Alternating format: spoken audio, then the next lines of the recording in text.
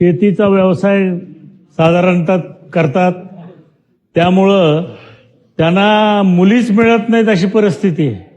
म्हणजे उलटा आता हुंडा द्यायची पद्धत, आता मुलींना हुंडा द्यावा लागतो तर लग्न होतंय. आणि फसवणुकीचे प्रकार फार व्हायला लागलेत. बोगस मुली आणतात, लग्न करतात, एकाच मुलीचे 4-4 लग्न.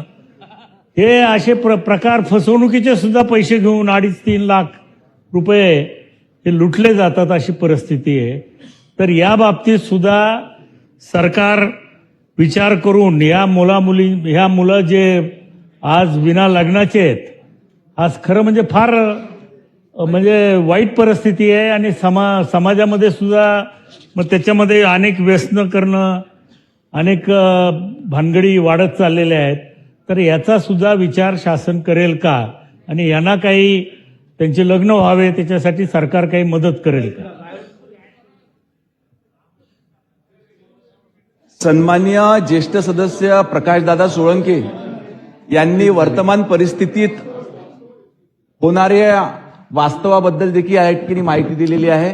आणि निश्चितपणे आपण आपल्या अनुभवावरून ही माहिती सभागृहाला दिली आहे. ह्या दिलेल्या माहितीची नोंद घेऊन याच्यावर काय काय चांगली कार्यवाही आणि आपल्याकडून सूचना घेऊन याच्यावर देखील काही योजना तयार करण्यात